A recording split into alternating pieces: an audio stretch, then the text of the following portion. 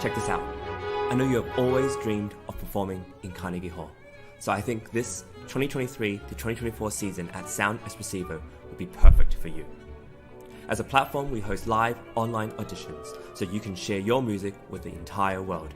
Then we send you to incredible in-person venues like Carnegie Hall so you can perform solo, as a duo, as an ensemble, and with orchestra. This year we have a total of 4 gala events at Carnegie Hall, as well as 4 different opportunities to perform with orchestras in the US, in the Czech Republic, and even in Egypt. We want to help you fulfill your musical dreams. Go to soundespressivocompetition.com to check out our season and to apply.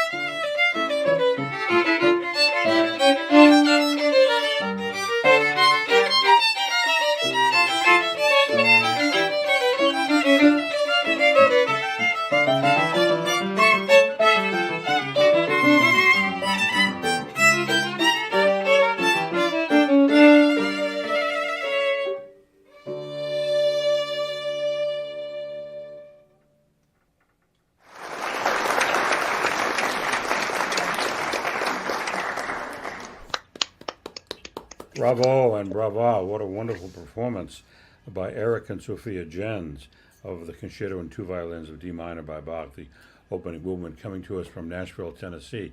Brother and sister, how long have you been playing together? 7 years. Oh my goodness. You started when you were just very, very little kids. well, you really play well together. I'm going to turn the stage over to our three judges. And Lisa, we started with you last time, so we'll start with you again. Lisa Okay. Lehman will give you some comments. Hi, Eric and Sophia. Hello. Well done. Wow. So I'm just curious before I say anything, because again, I'm the non-instrumentalist in the room. How many hours a week do you two practice together? A week, I'm not sure, but like in a day, 3 or 4 hours. Bravi tutti. That's amazing. Well, I foresee very good things for the two of you, and of course for your accompanist. That was well done. Um, I wonder sometimes with Bach if we and singers are really guilty of this too. If we kind of rush him a bit sometimes.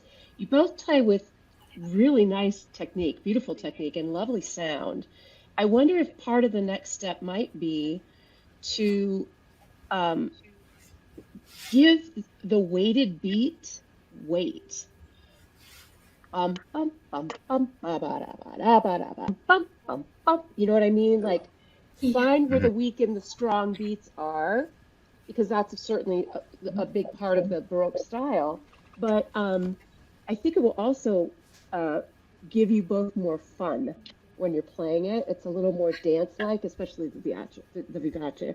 So it was beautiful, and bravo. Your techniques are great. You're both amazing emerging musicians. But just from a musical standpoint, I think my ear wanted a little bit more of that. This is going to sound negative, and I don't mean it, but a little more elegance to it. Okay? But thank you. Ravi. Thank you. Dick Ron, you want to go second? Sure, it's fine with me. Good performance. Very Thank good. you. But have you ever heard of tempo character? Have you ever heard that term? No. You haven't. I like what Lisa said because it made me think of that. That part, boom, beep, boom, boom, is like almost like a jig. It's almost like a dance, and it's not really part of dee-da-da-da-dum, boom, boom, boom. That's much more, toccata-like. I mean, there's so many episodes in this piece, but unfortunately, and this is meant to be very constructive, okay? Mm-hmm. Much of it, and most people play it the same. I mean, there are no episodes. It's episodic. Bach is so episodic, and I don't mean just in toccatas where you have a free form, or even in an English suite, in a prelude of an English suite, it's very straight like this, if you want to call it straight. But then there's that middle section of the, like the A minor keyboard English suite. It's like it changes, and it's the same tempo, but the character is different. And this see those that middle stuff, the bridge material can go, and that's what Lisa's saying.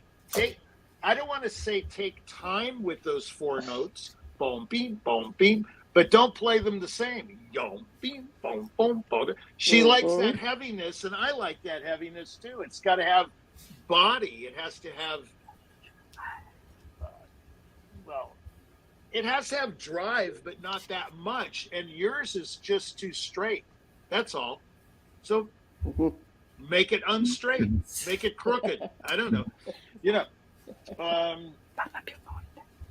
And the counterpoint was really good. And by the way, I liked your sister.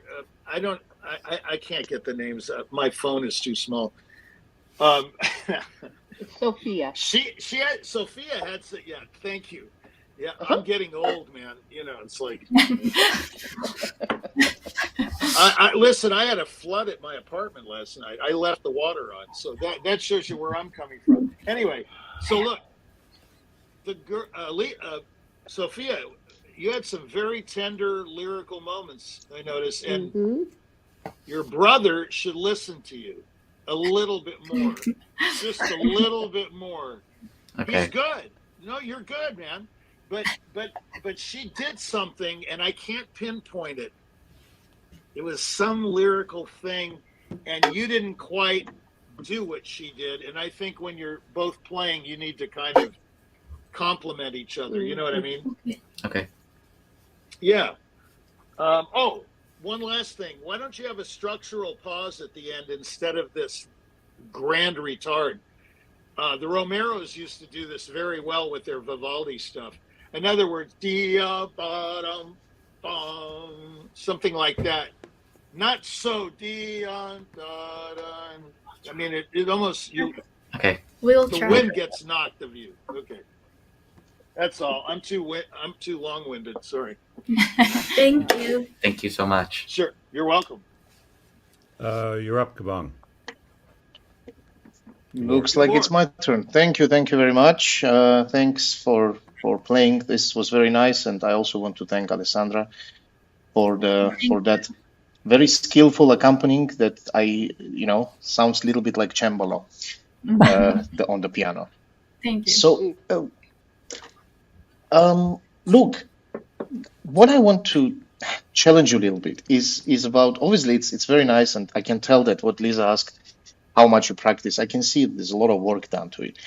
But what I want to ask is, like, who is playing first violin and who is playing second violin? I'm playing first. And I'm playing second. And I can tell that. But in my opinion, no one should be able to tell.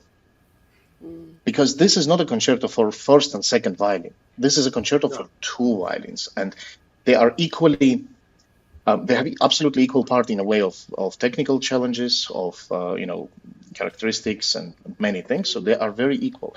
And this is where I also want to ask you this metaphorically. Of course, there's no answer to this, but metaphorically, when you look at a zebra in a zoo, do you think zebra is white color with the black stripes, or is it a black animal with the white stripes? Good question. Good question. That's good, Edward. I don't know. I really don't know. But let's assume that it's a striped animal itself. It's just striped. So this is where this concerto is. If I'm on the podium, this is what I would love to see from the soloists. That if you are twins, for example, if you are twins, identical twins, two sisters, two brothers, for example, and you move around the stage while you are playing, people should not recognize who is who at the end, because it's supposed to be so much sewed together and all that. And in fact, you do. In fact, Digran actually asked that, and he mentioned that, Sofia, you're doing something extra. And it doesn't mean that Eric is doing something less. It's just there's a little bit of this. I can tell that who is the first violin, who is the second violin. So what I'm talking about here is a bit more ensemble thinking, more playing together, because each of you are very talented and gifted violinists. I can tell that. When it comes to playing together, this is where a new level of challenge comes in. It's it's sometimes it's easier, and in many ways it's sometimes more difficult to play together. But I want to compliment you on doing this pretty well, and I will not go into the details of harmonies and all that. Those are the things. And just one final remark: I would encourage you both separately, maybe in different rooms, go and study, if you didn't play yet, Bach's Chaconna. Just play it on your own. Hear it. Hear those polyphonies, and then play this Bach concerto together again. See what happens, and then let me know.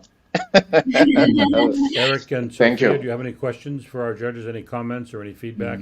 And by the way, have you each played the Chaconne? No, not yet. Yeah, it's one of the greatest pieces Not ever yet. written. Would you have any questions for our judges? No. Can No.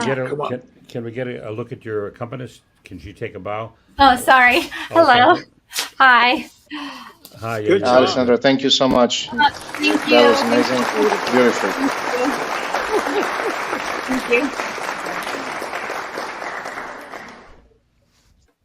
Well, get back to us when you've both played the Chaconne, because it's, as I say, it's a monumental piece. Okay. One of the great monuments of Western Great job. culture. Great job. Thank you Yeah, so really. much. you. Well, we're going to continue. Check this out. I know you have always dreamed of performing in Carnegie Hall. So I think this 2023 to 2024 season at Sound Espressivo will be perfect for you. As a platform, we host live online auditions so you can share your music with the entire world. Then we send you to incredible in-person venues like Carnegie Hall so you can perform solo, as a duo, as an ensemble, and with orchestra. This year we have a total of 4 gala events at Carnegie Hall, as well as 4 different opportunities to perform with orchestras in the US, in the Czech Republic, and even in Egypt. We want to help you fulfill your musical dreams. Go to soundespressivocompetition.com to check out our season and to apply.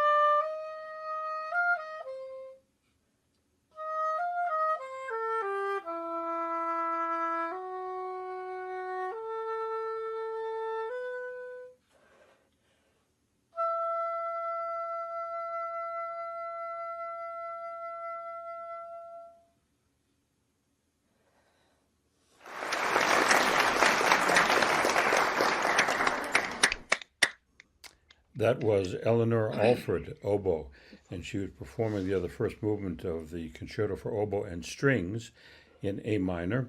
It was written for Leon Goossens, and we didn't have the benefit of hearing the strings, but we certainly were able to get a wonderful presentation by Eleanor on the oboe, unaccompanied in this instance. So it's a wonderful piece, and I'm going to turn the floor over to Lisa for some comments about this wonderful piece and performance. Thank you. Brava, Diva. Yeah. Wow. Just incredible playing. Thank you. Yeah, I once upon a time in another life, I tried to play the oboe for a couple of years, but whew, I was like, oh, okay, I'm a much better singer than an oboist. I'll stick with this. Really extraordinary technique, amazing dynamics.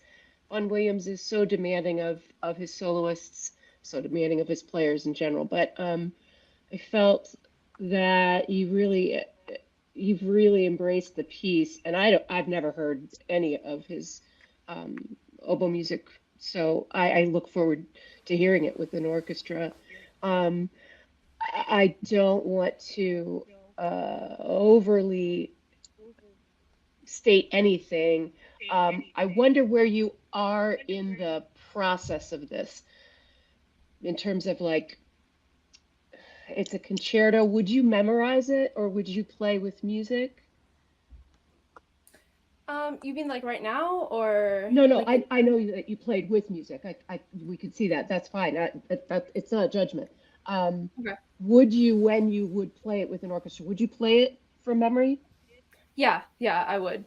Yeah. Okay. Yes. I wonder. I think for me that as a singer is always, it's always the big moment where the piece tends to take on a deeper meaning, because you're not looking at the codes in front of you anymore, and it becomes just slightly different. And I would really like to hear that when that day comes. Thank Okay. you. Yeah, Thank you. beautiful, really incredible. Dick Ron, you want to go second? We'll keep the order the way we've been keeping it. Sure. It was really beautiful playing. Just very beautiful playing. You understand everything. There's really. Have you heard Tabuto play? Wasn't he the oboist? Yeah, I've heard some recordings. Yeah. Well, this reminded me of the Lark Ascending, that kind of improvisatory playing, piece. And yeah, you did a great job. It was very expressive. It sounded fresh and almost like you were composing it. Beautiful. Thank you. Yeah, it's really great. I have nothing to say. It was just gorgeous. Geborg? Well, if it's over to me, thank you. That was very nice. You know how I know this piece, actually? I know this piece as this is especially the section C, if I'm not wrong, where you change the rhythmic section. It is one of the extracts that I use for auditions for oboes for orchestras. Like when we audition for orchestra for a member in orchestra, right? There is a orchestral excerpt part. So we use this section C. I personally use section C of this concerto to see how the oboists are handling it. So if you ever apply to an orchestra that I'm conducting, you have a space. It was really nice. Look, what I want you to focus on is again the relationship between solo and orchestra, which was at the moment not present, but you were very present because I was looking at the score. I will not be, when I look at you and then I have a second screen actually looking at the score, and it was mesmerizing how you were listening to the music in your head that is supposed to be there. I could just hear you hear that silence. So that was really nice. There was only one place somewhere in before section K where you could have let cello play a bit more, the cello section when they have that, could have let them a little bit more focus back on, but that's just, it's a small matter. And very last note, I would imagine it's difficult, but probably need to hold longer to fade it out completely, right? I mean, again, it's more of a personal opinion. In terms of interpretation, I really like that pastoral flavor that you had, which later I would love to hear it with orchestra to hear how it evolves, because it has to evolve. It doesn't stay the way it is, right? And in the middle section, and when the section H in cadenza and all that, there is evolvement of this pastoral thing, and then back to it again. I couldn't see that arch because there's no orchestra at the moment. But yeah, that's probably what I'm. But if you have any questions, please, most welcome. Eleanor, any questions for the panelists or comments? Any comments? I just am so incredibly grateful for your time, for auditioning, and for this opportunity. It's been absolutely amazing, and I'm so grateful for all of your comments. I will, use them and keep working hard on this piece. But thank you so much for your time today. And Eleanor, where are you in your career? And if you have a chance, if you have a chance, please send my compliments to your teacher as well. Yeah. I will. Thank you. Are you in high school still, Eleanor? Or are you on to college? So I am currently deferring a year. So I graduated high school last year, and I am taking a year, and then next year I will begin studying oboe performance at the Royal Conservatoire of Scotland. Oh, wow. Oh. Good luck. You're off to a good start. You have a brilliant career in front of you. Thank you so much.